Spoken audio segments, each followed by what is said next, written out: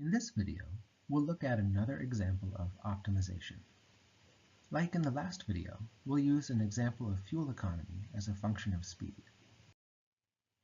In the previous video, we looked at data that was collected by the Oak Ridge National Laboratory that showed the fuel economy of cars in 1984 at various speeds.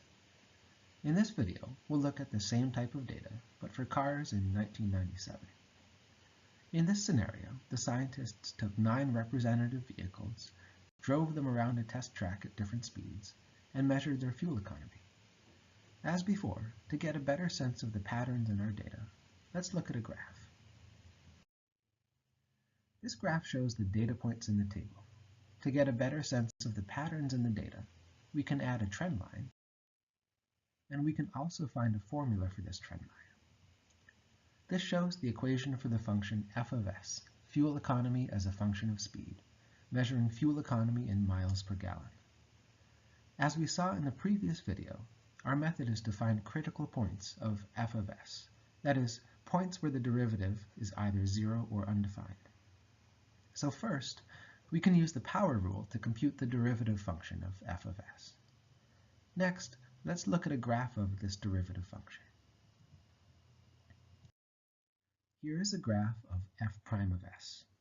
When the values of f prime of s are positive, this means that each additional mile per hour will increase the fuel economy. And when the values of f prime of s are negative, this means that each additional mile per hour will decrease the fuel economy. And when the values of f prime of s are 0, these are the critical points. Next, we need to figure out whether each critical point corresponds to a maximum or minimum value of the function.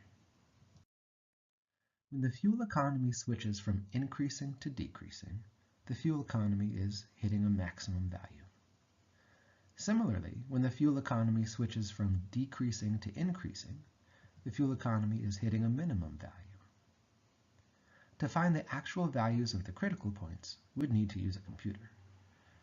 We would set f prime of s equal to 0, and would get that 32.898 miles per hour and 54.214 miles per hour maximize the fuel economy, and 38.814 miles per hour minimizes the fuel economy. Let's take a look at these points on the original graph of fuel economy versus speed.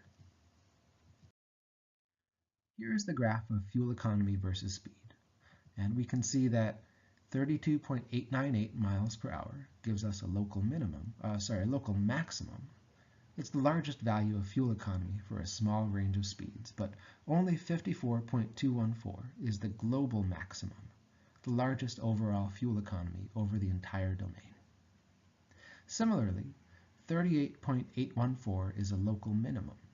It's the smallest value for fuel economy for a small range of speeds.